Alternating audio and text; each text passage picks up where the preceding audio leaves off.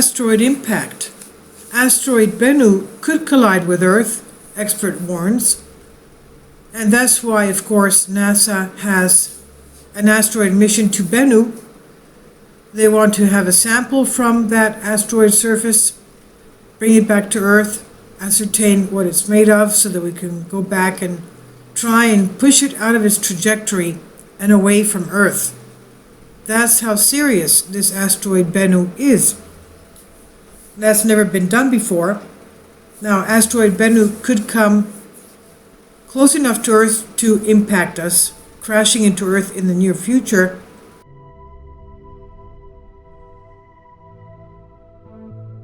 And that would be an extinction level event. Many of these types of events have happened in the past. One of them was 66 million years ago, when an asteroid hit in the Yucatan Peninsula of Mexico, in the area of the Gulf of Mexico, and that was supposedly the extinction of the dinosaurs. And we have a lot of scars on Earth having to do with asteroid impacts and comet impacts. This one here is the double impact of an asteroid in Quebec. That's the Manicouagan impact. And here you have, for example, North America. Those are all the confirmed impacts, and there are hundreds of them worldwide. There's about 50 alone in Australia. So they do take place. And at this point in time, we, with our technology, have no way of mitigating an asteroid if it were to come close enough to cause harm to us. We don't have any type of a system that would protect our Earth from an asteroid impact. Now, the NASA satellites have tracked the surface, have mapped the surface of asteroid BENNU. They have come up with some surprises, though. And one surprise is that the OSIRIS-REx mission, the spacecraft, cannot land easily because of the jaggedness of the surface on asteroid BENNU. It has to find an area where it can land to pick up and scoop a sample and bring it back. Another surprise was the fact that the Yarkovsky effect is having an effect on asteroid BENNU. The Yarkovsky effect is the sun's rays heating up the surface of the celestial body to such an extent that it makes it tumble and rotate on its axis, and in that way leaving its trajectory. And this is, for example, a part of the asteroid BENNU surface. As you can see, it's very jagged to the point where the spacecraft can't land to pick up and scoop up a sample. And another thing that's happening is, because of the Yarkovsky effect, the radiation from the sun causing a temperature differential, the asteroid is also spewing out debris because it's cracking up and it's spewing out debris. Those are just some of the surprises that BENNU has been giving. Now, the OSIRIS-REx spacecraft, the NASA mission to this asteroid BENNU, arrived last year, and NASA's OSIRIS-REx is to collect samples from BENNU, returning them to Earth 2023. The space agency is at BENNU for another reason, and there are small fears that the asteroid could, of course, impact Earth within a few centuries. One astronomer, Michael Bush of the SETI Institute, said there's a chance the asteroid could hit Earth in 2175 and 2200, but it depends on the Yarkovsky effect again. The Yarkovsky effect, as we said, is when an asteroid or a celestial body, a comet for example, changes its trajectory, its orbit, due to the small push of the heat. The temperature gradient makes it tumble, as we said, either from itself expelling gases or other celestial bodies, including the sun. So if the change in BENNU's orbit is strong enough, the trajectory could fall into a collision course with our Earth. You can imagine that's, of course, not to be allowed, and that's why they're trying to get the sample, just find out what it's made of and what means to use to push it out of its trajectory or to blow it up. Now, Mr. Bush said there is a 1 in 27,000 chance that it could happen, but he said Osiris-Rex will likely rule this out with high precision instruments.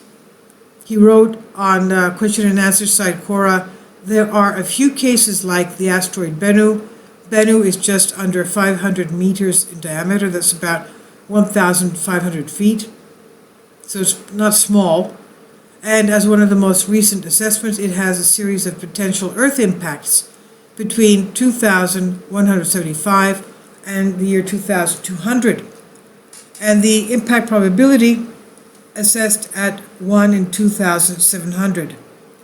High precision measurements by Osiris-Rex will improve our knowledge of Bennu's trajectory and will most likely rule out the potential impacts. But again, it depends on the Yarkovsky effect. We remember that a 40-meter asteroid is about 40 feet, sorry. An asteroid, July 25th, was supposed to pass us beyond our moon and go into the wild black yonder of space, but that didn't happen. It came careening and fell into the Caribbean Sea. That's when all the astronomers came out informing us of what the Yarkovsky effect was, and most probably it's the Yarkovsky effect, the sun's radiation, that caused a tremendous change in the trajectory of that small asteroid. Thank goodness it was small, and thank goodness it fell into the sea. And there's a 70% chance that asteroids would fall into the sea, because 70% of our planet is water anyway. So we were lucky that it fell into the sea, but unlucky in that it struck us. Now, NASA said that while there is a small chance Earth could be impacted, they said over millions of years of all the planets, Bennu is most likely to hit Venus, they said. Maybe that's wishful thinking, I don't know. Now, NASA is focusing on returning the samples from Bennu that Osiris-Rex is supposed to get, and Osiris-Rex has now completely mapped Bennu, as we said, and selected 4 sites which he or it can sample from, and the plan is to whittle these sites down to 2 where it can collect the samples from a 1-inch area, and NASA was not prepared for just how rocky, as we said, Bennu would be, and it's looking for an area where samples are fine enough for the machine to pick up and ingest. Now, Dante Loretta, Osiris-Rex principal investigator at University of Arizona in Tucson, said, "We knew that Bennu would surprise us, so we came prepared for whatever we might find. As with any mission of exploration, dealing with the unknown requires flexibility, resources, and ingenuity. The Osiris-Rex team has demonstrated these essential traits for overcoming the unexpected throughout the Bennu encounter."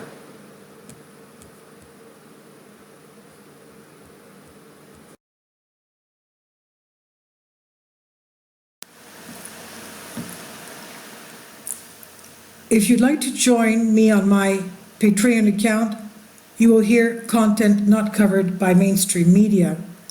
These riveting stories will be based on my research, and I will state my opinions and give my personal insight on diverse and controversial subjects and world events not covered by mainstream media, and not supported by YouTube guidelines. So whatever I have on my Patreon, most of those will not be on my YouTube channel. Please consider becoming a member today.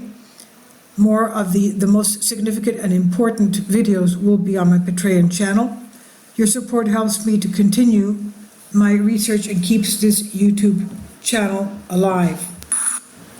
And we depend on your support, your generous charity, because we help economically challenged families here in Athens, Greece, in Kapota, and we also help the young generation with university tuition and the community around our church.